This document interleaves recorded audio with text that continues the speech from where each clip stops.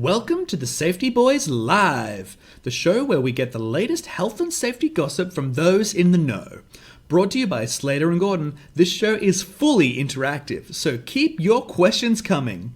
Over to you, Safety Boys. We have here, so hopefully you can hear me. Hopefully everybody can hear me. Thank you for joining us. I'd like to start by acknowledging the traditional owners of the land that I at least am broadcasting from this afternoon, the Wurundjeri people of the Kulin Nation, and pay my deep respects to their elders past, present and emerging. This land was stolen, never ceded, always was, always will be Aboriginal land. And also a quick thank you to our sponsors, Slater and Gordon, without whom a lot of this would not be possible. So thank you very much, Slaters. Now, just by way of introduction, we can't overstate how big this show is going to be. This is it. This is the grand final. This is WrestleMania of OHS live shows. We polled our loyal fan base, and resoundingly, people wanted to talk about mental health and, in particular, stress. So here we go. I'm joined tonight by Dr Lorraine Harrison, who completed a PhD thesis on the subject entitled Feeling the Heat, Workers' Experiences of Job Stress in the Victorian Community Services Sector. So Lorraine, thank you for joining us. Yeah, thanks for inviting me. No problem at all. Yep. We're very excited to have you. Sam and Luke, sorry. Sorry? Sam and Luke, thank you for inviting me. No problem at all. I'm very excited to have you here. So just wanted to start by saying, so I, in preparation for the show, I was having a bit of read of your thesis dissertation. Yeah. And I found it super fascinating. It's been quite a while since I've had to read any sort of academic text. Right, yeah. I've been out of uni for quite a while now. It was really... I liked how it was the primary focus was the real world experiences of people there on the ground in the community services sector, and that was the basis and the methodology of the research and hearing what their experiences were.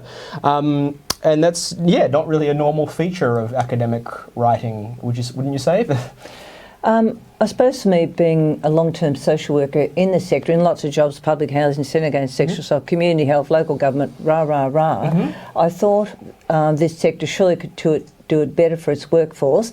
And I did finish this PhD in 2013, just so you know, it's 6 years old. Surely this sector could do it's better for its workforce. 81% then, my latest research then, 81% women. So that's why I did it really. I thought, well, what have they got to say? And surely it's time for change, and I'm not quite sure it's heading in a positive way in 2019. No, you're absolutely right. There's still quite a long way to go. Yeah, I think we can all agree on that. But hopefully that we can make some progress in this area. To start with, I just wanted to talk about the term job stress, which is quite it means a lot of things to a lot of different people. But it does have quite a sort of a specific, a couple of definitions. But it's also it is sort of a bit of a hard thing to pin down as well, isn't it? I've got a couple of 1-2 paragraphs, so you want me to read them? Yeah, I think Sam actually, I think we've got them on the slideshow you've got them there. Yeah, okay, all good. We'll put them up on the screen, but if you wouldn't mind reading them out as well. Yeah. And I suppose what's important to say is that it's job stress or work stress, not just stress. You know what I mean? Because, there's significant joining of those two words is... in my opinion, what my research says, it's the work that's causing the stress, rather than if you just say stress, it's like, stressing that person, they're a stressed person. Yeah, that's it. And I've got all kinds of stresses. Yeah, well, that's right. That's right. I've got 2 kids under 5, or whatever. But I have to deal with Sam. We won't go into that, but you can discuss it later. So, look, there's one by a very prolific worker in the whole sector in terms of work stress. It's Maureen Dollard.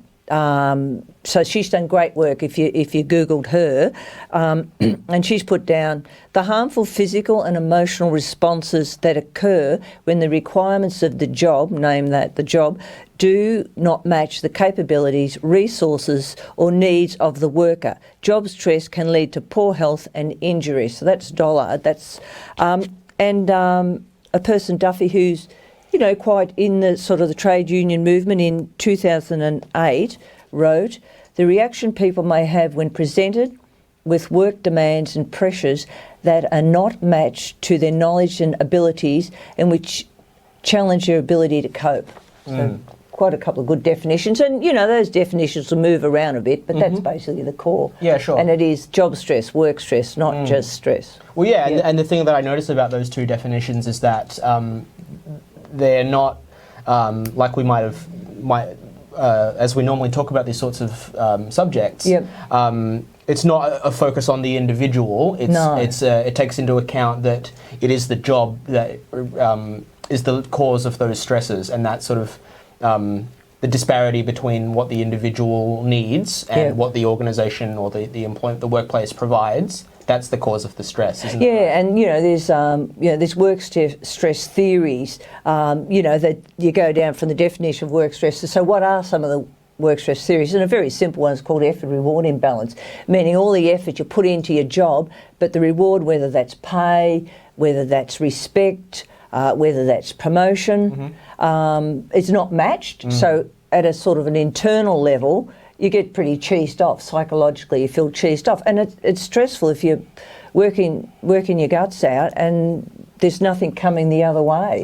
And generally what we mean by the other way is worker putting all that effort into, and management or the organisation not giving them that reward, that feedback, that promotion, that rise in salary.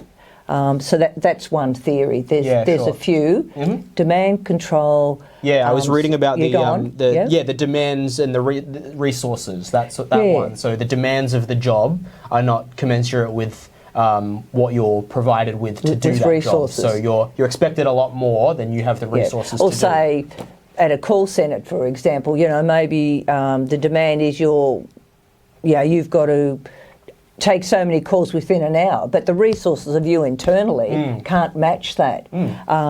So demand control and support. So then there's, the supports are lacking to assist you, and then what happens is you get terribly stressed by the job because it's not a match to how to you trying to do a job. You just put it. The resources aren't there. Demand's greater, which is pretty much a sign of 2019. For a lot of people in a lot of industries, really. Yeah, absolutely. Yeah. And then that sort of, I guess, leads to, the very real experience that a lot of people have, which is what's commonly referred to as burnout. Yep. Isn't that right? Which I think in terms of another way that people might understand it as well is that psychological injury that is so common, and I think it's the second highest rate of claims behind manual handling in Victoria, in work cover claims. So it's a very real thing, and it's a very real injury.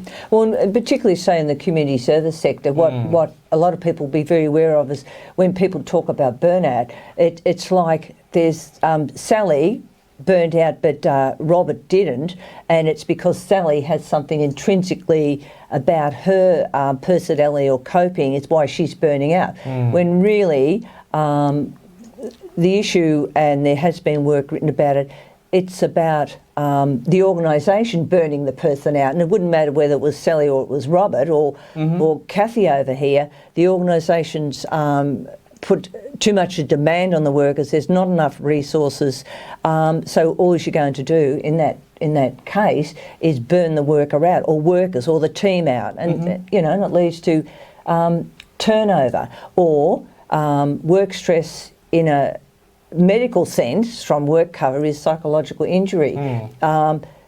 If the person stays and tries to fight their sense of burnout, and then everyone's saying, well, especially management, it's you that's burnt out. It's nothing to do with the job or the structure or the resources.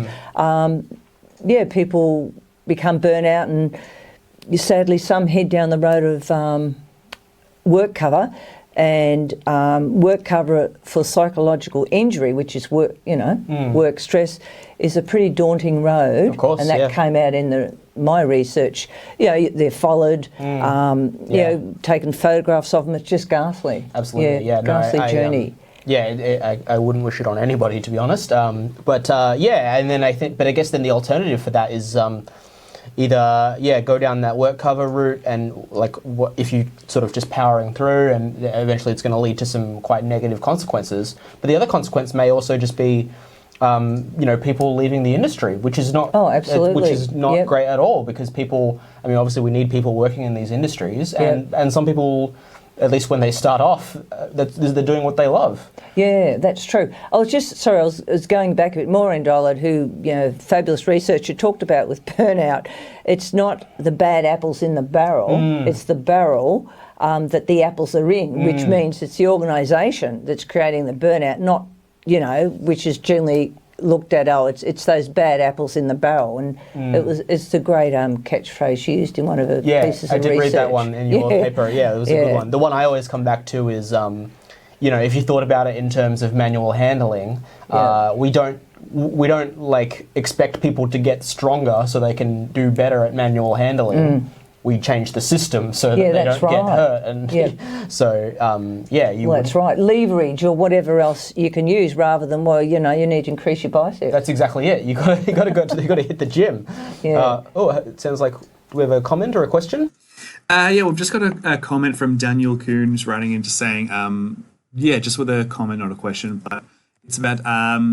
It's not just the pay that makes the difference, the lack of extra resources and support that is needed when it comes to being overworked due to increase in workloads, expectations and pressures, leading to personal stress. So it sounds like it's on the same line as what you're talking about. Yeah, absolutely. And there's some, definitely, it wouldn't, in some cases you might be getting paid correctly, but that's still not enough to make the workload okay, it's, that workload can be a real hazard. Yeah, and, for example, it comes to mind, the police force, really. Probably they get, I don't know, reasonable pay, but I guess the stresses of the job, their long hours, their time on duty and things like that, one would imagine a lot of work stress and, then leading off to post-traumatic stress disorder, but we won't go there. No, that's, I think that may be something to be covered at a later date. Yeah. Sorry, my workload is getting to me. Right. No, but that's you make a really good point about how that the way that we often think about this, or the way that I guess is forced on us, is to think about it in terms of the individual rather than the organisation. Yeah. What are they doing to the workers? And I suppose I was thinking about coming in here tonight, and it's not in my research, finished in 2013, but, the nature of work today for a hell of a lot of workers is they're casuals or they're on contract. Mm-hmm. So more of the power's in the hands of the employer. So you're not even going to, if, say you see something OHS at times, will you put your hand up? Because you sort of think, they'll think I'm calling these things out. My contract's due to be renewed in 2 weeks' time. No, I'm not going to say something. I'll hope someone else will. Mm-hmm.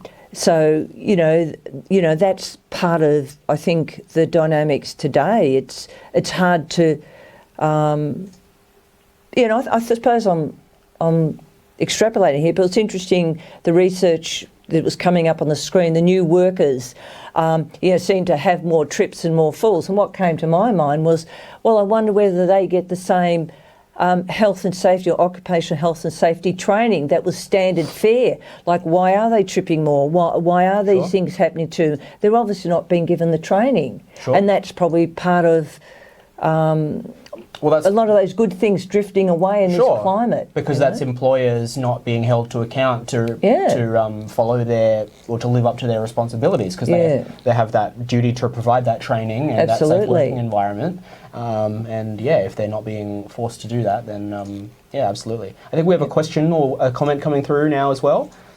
Yes, they say we've just got people who seem to be agreeing with everything that has been said so far, and just adding a few extra things from Visalia, who says, it is also a blame culture within the organisation and workplace where people are afraid to get things wrong or to admit making mistakes. I know I definitely align with this as well. Weak or ineffective management can leave employees feeling they don't have a sense of direction, and at the same time you can also have over-management, which can leave employees feeling undervalued and affect their self-esteem. And Visalia works in the disability sector as well. And when I say I've noticed this as well, I mean in previous jobs, not my current one, which I love. Hi, Paul.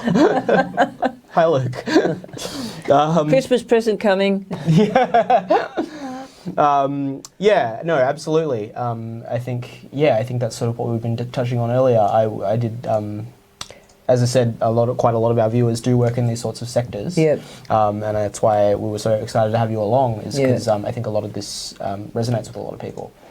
And I guess the whole community service sector in many ways, consider you're doing it for love, philanthropy, somewhere in the mix, and, think of the client. And fair enough, a lot of clients have, whether it's disability or poverty, housing, drug and alcohol issues, mental health issues. But I've always taken the view, and hence doing the research, workers are of equal importance. Absolutely. But often I think it's played off a bit. Well, think of the client. You're lucky you got a job and you don't have the issues that they have. Think yourself lucky and be quiet about these things. Yeah, absolutely. And that was another interesting part of the research that I thought that I wanted to talk about a little bit as well, is that sort of that business model that's so prevalent now, where the sort of needs of the community needs and the the altruistic side of it is sort of has this inherent tension with that sort of neoliberal side of it, and those two things are forced to coexist, and the person that is the real loser in that scenario is the worker. Because clients are, not always, but clients are probably still getting a good service out of that. Not always, but it's the worker that really suffers in that scenario, because they're the ones that sort of have to cover that shortfall. Yeah, I think that can feed into the effort reward imbalance work stress model, one of probably many. You're putting all this effort in, but in a sense, you're not getting rewarded like.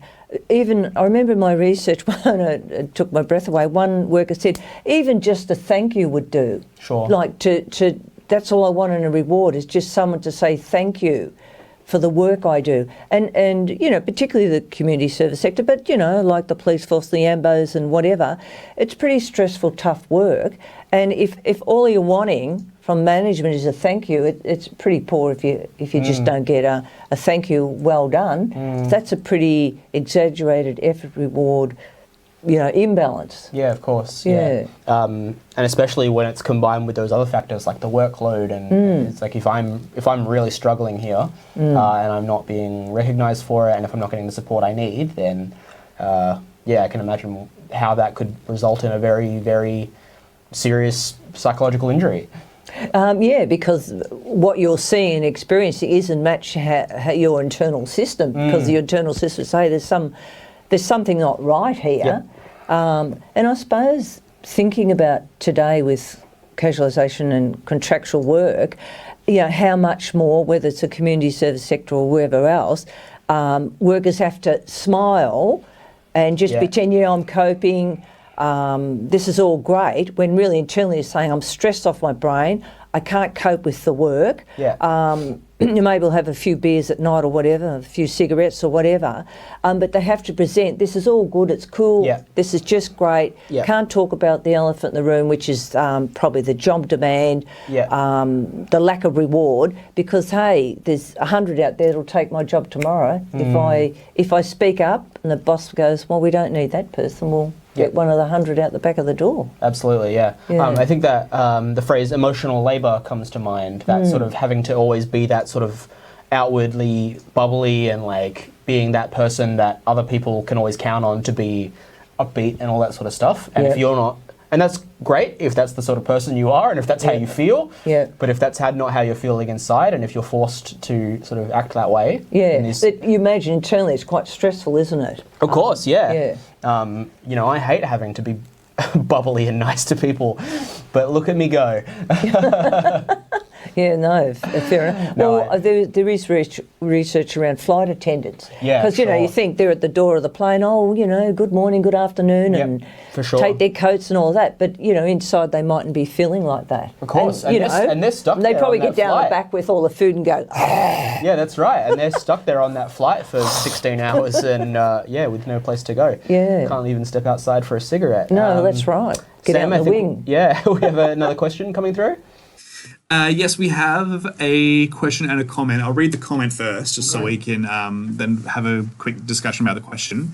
The comment says, it's also just not the employers and the employees that cause work stress, but it can also be applied from clients, customers, and stakeholders, etc., which I think we were talking about before as well. They can expect more from your limited resources. Within local government, I am abused almost daily when the expectation from residents is sometimes well off what the council can manage at times. So it sounds like there's a lot of people out there echoing and like have their own examples of what you're talking about, like being really reflected really commonly. And the question, which might prompt us to... Yeah, of course. Sorry, let me cut. Because, I mean, it sounds like because obviously clients don't have any sort of duty to be nice to people, but the employer obviously does. So it's the employer's responsibility to manage that client relationship, and to manage those expectations and to give that worker, who I don't know who that was that wrote that comment, but it's the employer's responsibility to give that worker everything they need to handle those sorts of situations. So yes, obviously clients are and customers and students and patients and all these sorts of things can add to that. I think on 7:30 report, was it last night? You know, how many nurses and doctors are getting bashed in the hospitals. Yeah. And, you know, I suppose, you know, in that case, to some extent, of course, they're not allowed to respond in kind, but you'd imagine, you know, how that must feel. And I think one woman didn't work again when she, you know, got severely bashed there when... Yeah, so it's just, it's really difficult because customers, whether in a restaurant or at a call, you know, responding, you're in the call centre at times, but you've always got to smile and just let it go. Exactly, because I guess those are the demands of the job that we were talking about, and so then that needs to be met with adequate resources and training and support. So you can't really remove that part of it from the equation in some of those jobs, but you obviously need to change the systems and the workload factors and all those sorts of things, and I suppose which are under the control of the employer. Yeah, and I guess for a lot of even just thinking of call centres, all the calls are monitored now. So not only have you got to respond to perhaps unhappy customers, you've also got to always respond in a certain way, and you're monitored. Yeah, which is, you know, who wants to be monitored all the time in their work? I don't want to be monitored all day. I work very hard. Right. Yeah, we've got another one. Yes, thanks, mate. We've got a couple of questions coming in. Oh, here we go. The switchboard lighting up. The switchboard's lighting up. Sorry if I pronounce your name wrong, but Frederica says, so what are the controls for ineffective management?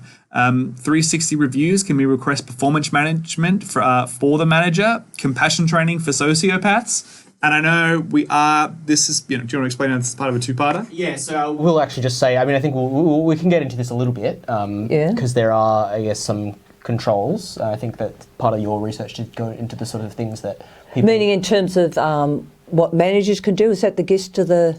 Or just statement? Or basically any sort of controls to increase or to decrease the levels of stress.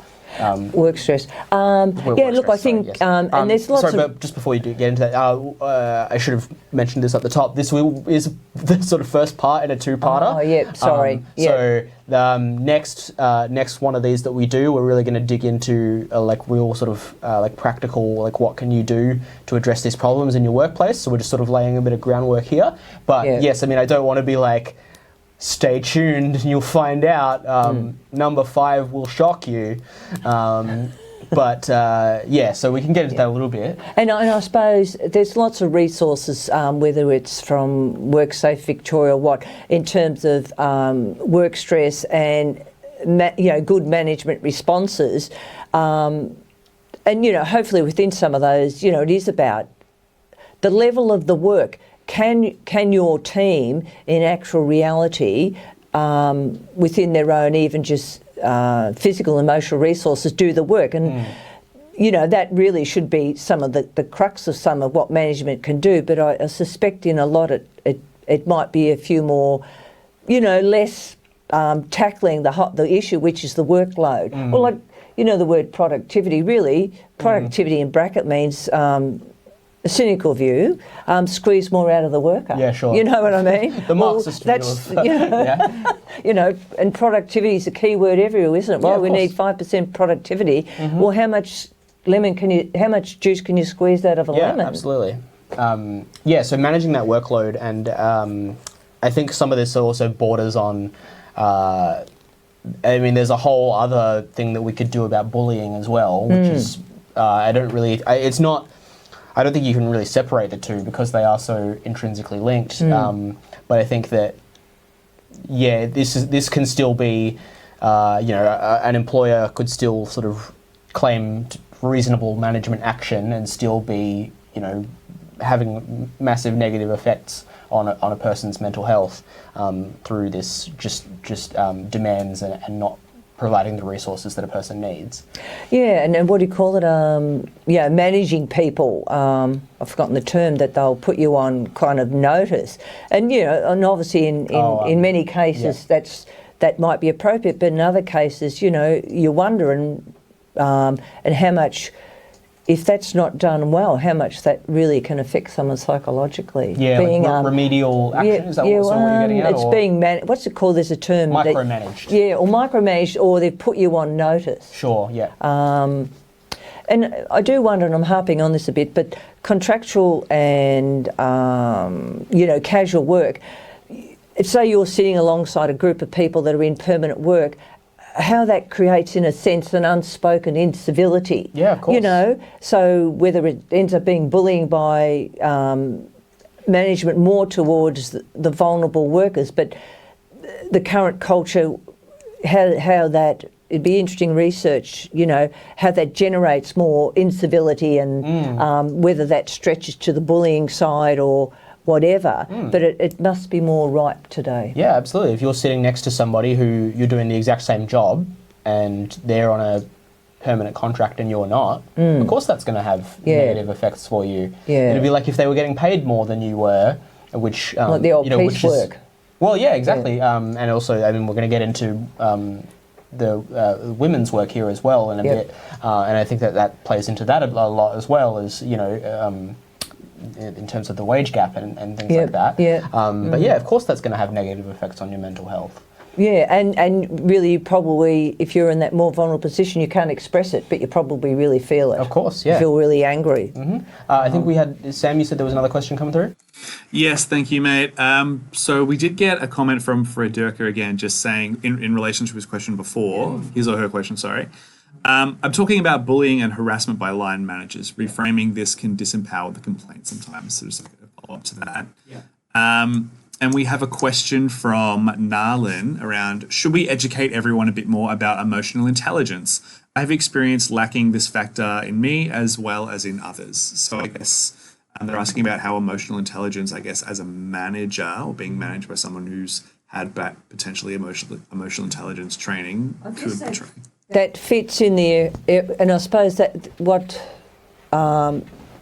probably, it'd be fair to say currently today, a lot of the pressure is on, oh, well, if you're stressed at work, rather than say work stress, you're stressed at work, well, maybe emotional intelligence or maybe mindfulness. And in a way, yeah, sure, I probably feel, the term emotional intelligence probably a little bit overused, but all those techniques, whether it's yoga or mindfulness or reading and working out more intelligent ways of working, that's fine. But if it's your workloads, if it's you haven't got the resources and all of that, no matter how much emotional intelligence or how much mindfulness you do or how much yoga you do, it's about the structures and the systemic, what they're doing to you at that level. And the manager's role, sadly to say in many of these cases, is to carry that out, to get you to be more productive. So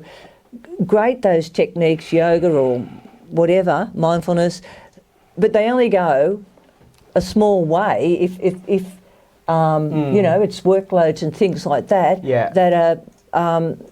that are causing you an enormous amount of job stress. Yeah, and things like emotional intelligence. I mean, I'm not fully sure what that term means, but I think I can make some assumptions. That sort of thing. It sounds to me like it's good for improving like workplace relationships, which can be very positive for a person's mental health.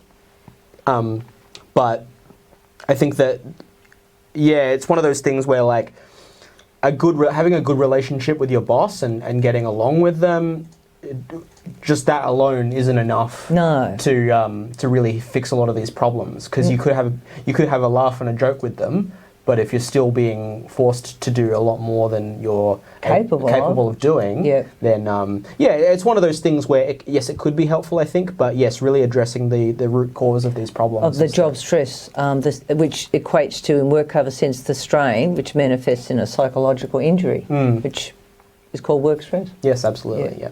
Sam, was there another one there? We'll just have people who joining the discussion on like resilience and like the emotional intelligence conversation a bit, saying that can tend to be the focus from some employers on workplaces tend to focus on building the team's resilience and how this can be good for one's mental health, because this means putting up with boring or demoralizing jobs and in particular bad bosses for longer than needed. It comes back to that idea, what I said before, like when you like if it was a manual handling issue, resilience is essentially how do we make these people stronger and able to lift more, which is doesn't fix the problem. It's you've got to reduce the size of the load that they're lifting. That's right, not make the them more forklift or resilient. whatever. Yeah, absolutely. So a lot of these things can be sort of buzzwords that get thrown around. And it's sort of, it isn't in a way, but it is in a way, it's kind of victim blaming, isn't it? Yeah, absolutely. Whether it's burnout, you blame the person for being burnt out, or you're lacking emotional intelligence. You're not approaching this from emotional intelligence. No. My emotional intelligence tells me that you have all the power and I need to shut up because my contract's due in 5 days' time. Absolutely. That's probably using your emotional intelligence, probably being a bit humorous here, but you know what I mean? Yeah, for like, sure. Zip it up if you want the contract, and you... Yeah, absolutely. Probably no and if good. And if you're not, resilient enough, well, then that's you've got the problem. That's on you. Yeah. You need to do more meditation or go to a yoga retreat. Yeah, that's it. And better handle the ridiculous workload you've got. Yeah, exactly. Yeah, and that doesn't easy. Yeah, that's definitely not going to manifest in unhealthy ways later down the track. That's true, isn't it? Yeah. And I suppose another one to pick up on. It's really important, if your colleagues aren't doing well at work, and are you okay days, and encouraging maybe managers to explore with someone appears to be not travelling well. But as a worker, there's a question of your security and your safety and your contract. If you question mark, be more emotionally intelligent about what you will share about your mental health. You know what I mean? Sure. Like, if you haven't got a permanent job, it's something you would maybe with really trusted people, colleague or family, but yeah, of course. Do you go to the boss if your contract comes up next week and you say, well, look, I have a really heavy drinking problem. Is that all right? Oh, no worries. Let's sign your contract now. Yeah, exactly. Like, I mean, I do have a permanent job, and I'm still not really that comfortable talking about my mental health in the workplace. You know what I mean? So, it can be very difficult. Yeah, just a word of caution. And I think that's probably occasionally emotional intelligence, working out that your safety and security in your job must play a role in some of this stuff. Yeah, absolutely. Right. Yeah. Anything else coming through, Sam? Or No, nothing extra. Just people agreeing with what's being said. I feel like people have a lot to. This has been something that's like been boiling under the surface for a little bit, and people have a lot to say on it about their own experiences. So please keep sharing those experiences. Yeah, please keep sharing, but less on questions and things at this time. More of people kind of using an outlet, which might need an outlet. Yeah, absolutely. Feel free to share your experience down there in the comments. Might just touch a little bit on, like we were talking about before, that idea that, especially in the community sector, that this is it's women's work, and how that can lead to mental health problems for women. Could you just talk to us a little bit about that? Well, I suppose in many ways it is a sort of altruism kind of concept, and women, in brackets, are more caring, and rah.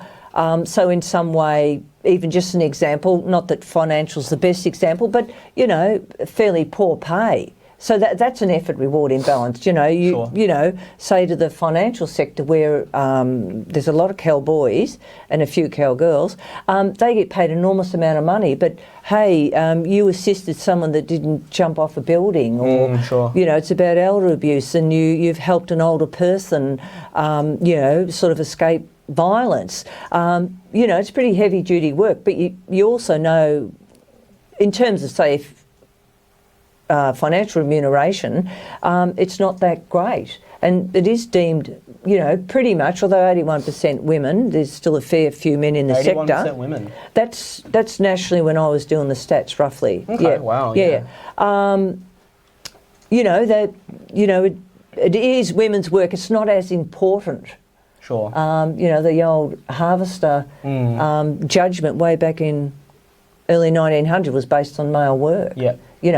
And the gender disparity in wages in general, it's still there. So it does sort of click into sort of expectations and less rewards.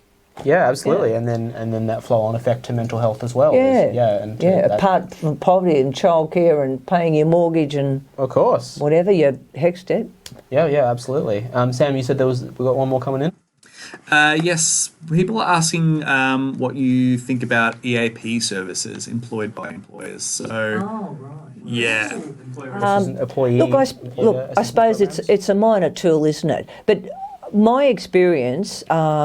Workers didn't talk about them a lot in the research, but I'm still working in a clinical sense, and I've been around a lot of organisations and had my eyes and ears out. It's touted as too much. Look, if you're strained about your job, just here's the number, here's the card. Have a talk to a stranger, probably a psychologist, that's fine, or a social worker. Here's a stranger, you just tell them about your work. Well, what's that stranger going to do? Go and tell your boss that your workload's too high?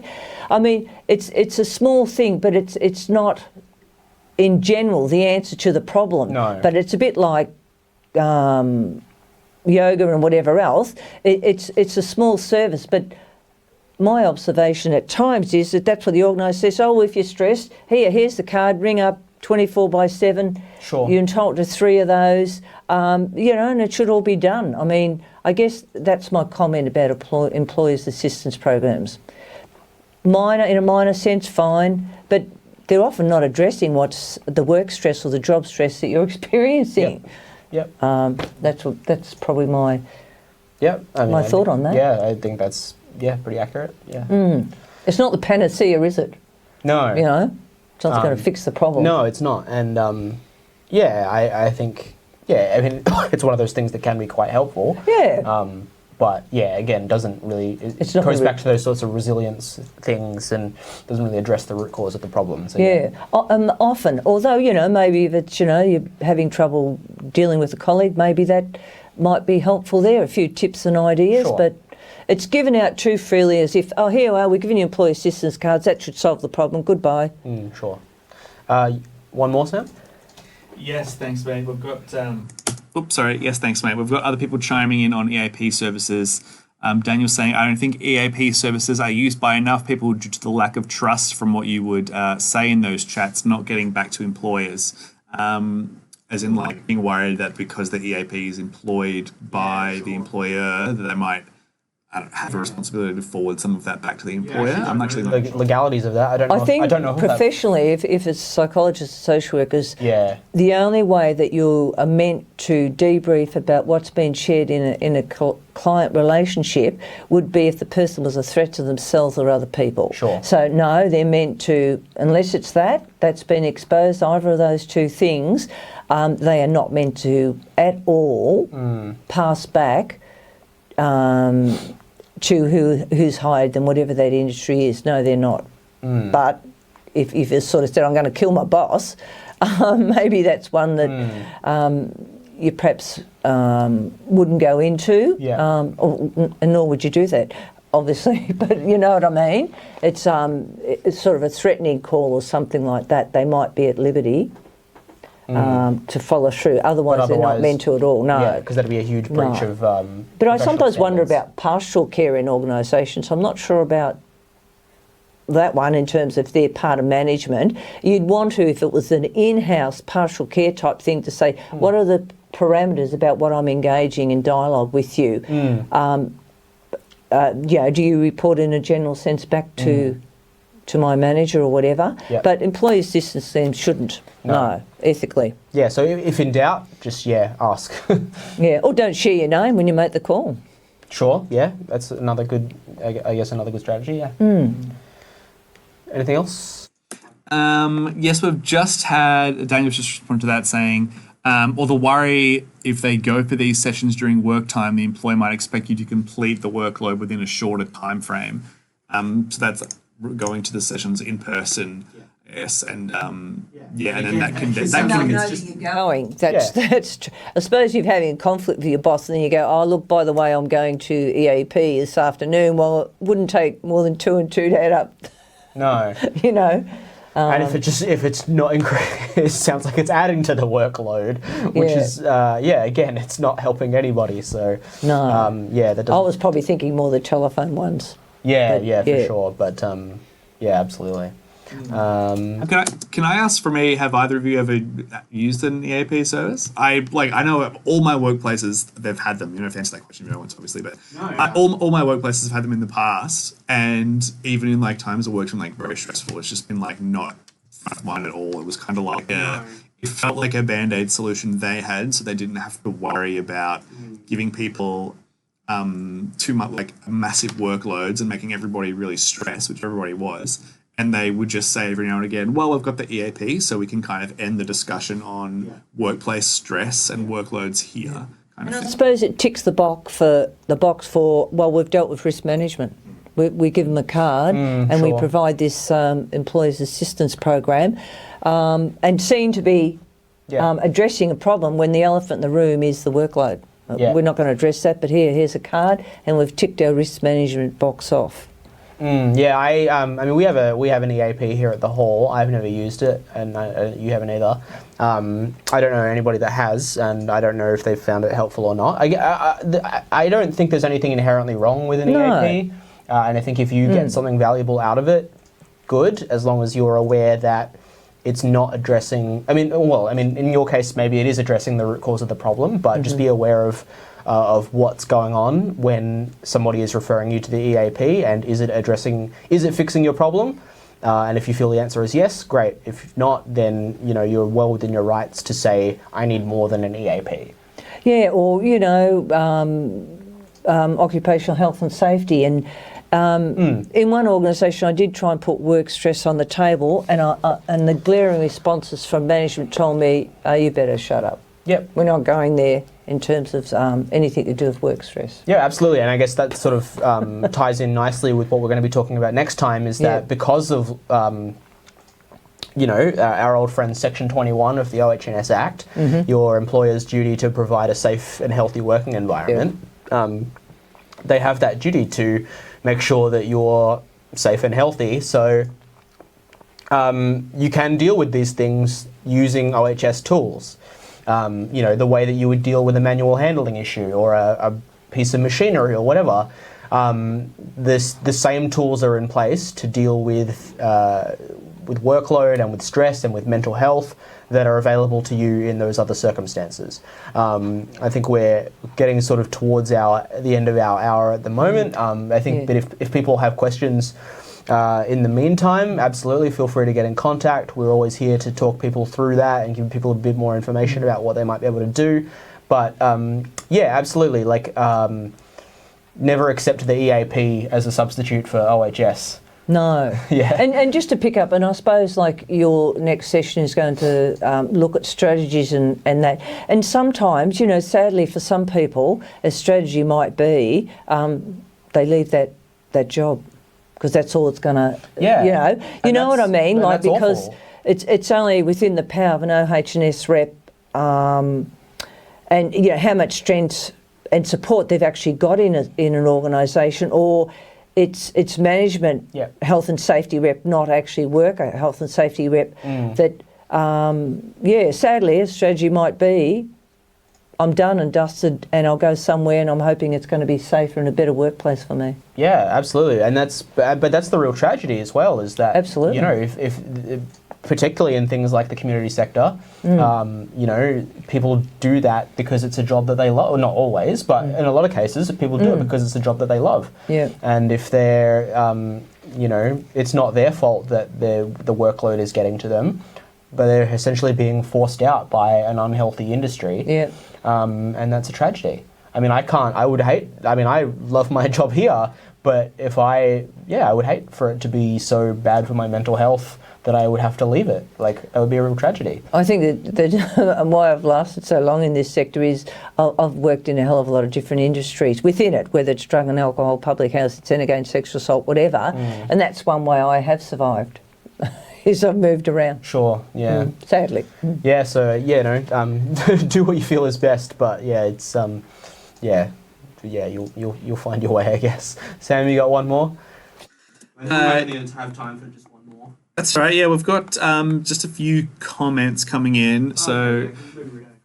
People still commenting on EAPs and the data collection stuff and how that gets back to employers as well. Yeah. So someone's previous employer had an EAP and they used to collect the data on the number of people accessing the services and the type of issues being presented. And they used this data to ensure they had the right number of EAP people available and they had the right skills. So it sounds like they were using that data for the right reasons and not. And it sounds like it was anonymized, which is cool. It's depersonalized, yeah. And if the EAP is just collecting data to make the EAP better, maybe not. But if they were collecting that data to be like, a lot of people are having problems with stress, let's look at our stress management or our work structures, that would be a good use of that information. Yeah. Some more comments coming through on other solutions that they've seen employers use, or other proposed solutions, or other remedies that some employees are coming up with, which might not be the most effective or address the solution either. But also giving employees well-being days off is a good idea. For Daniel, who says that... We call them RDOs. RDOs, yeah, exactly, yeah. However, does this fix the problem or make it worse in the long run due to workloads and pressures being compacted on employees? Exactly. Further down the road. Yeah.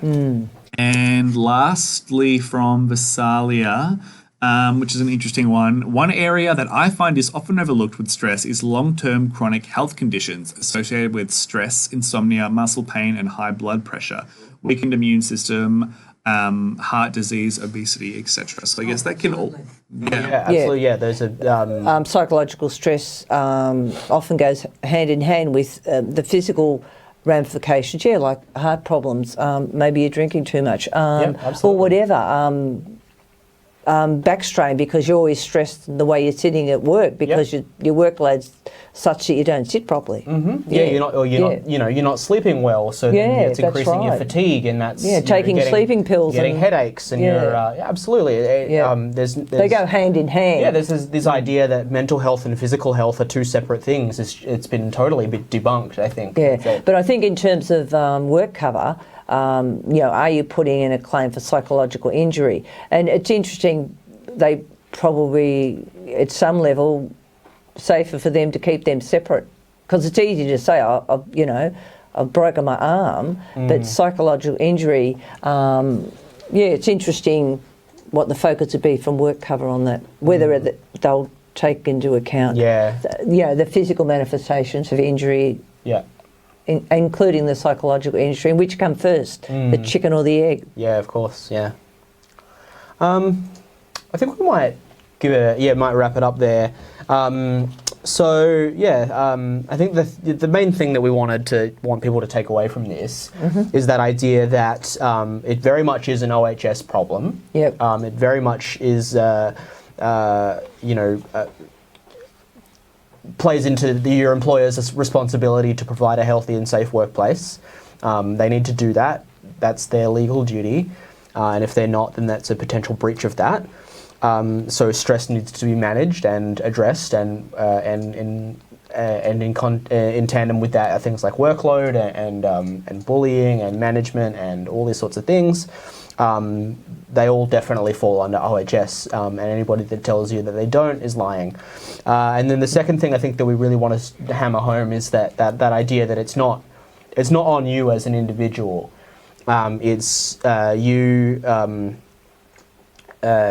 It's an organizational problem. Yeah. Stress. It's not about you and you're not able to handle it. Let's come back to the title of the PhD, which was feeling the heat. Feeling the heat. If you can't take the heat, get out of the kitchen. And I think what was the line? If we shouldn't be thinking about the person in the kitchen, we should be thinking about the temperature of the kitchen. That's right. And make it.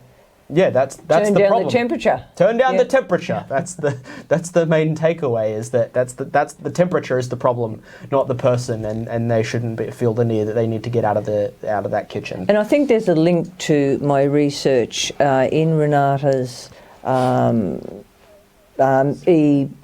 e-bulletin there. Somewhere there's a link. If you wanted to have trough, you might be interested in just a little bit more in depth about work stress theories, or how our sector started from its historical roots in white Australia. Yeah, actually, that was one part of it. I wish we could have got more into that, because I found that side of it was really interesting, that industry-specific stuff. And from the colony days, and the wives of the lieutenants set up charity type stuff. That's the roots of the community service sector. Yeah, so if anyone's interested in having a read of the PhD thesis, get in touch, and we can definitely email her. Or we can put a link in the comments. Sorry. Stop stressing. I'm sorry. I've been holding my EAP. I'll get the card. Hang on. All right, I've been trying not to cough for the last hour. Done well. Yeah, good. So, thank you so much for coming in, Lorraine. We'd love to have you along in future for anything that we might have, for any further discussions. Thanks, Luke and Sam. It was all good, and I hope it was of value. Yes, I very felt much pretty so. good sharing. No, absolutely. This has been a really good conversation. So thank you for coming in. Thank you as always, Sam. Thanks, guys. And yes, my name is Luke. Good night, and stay safe.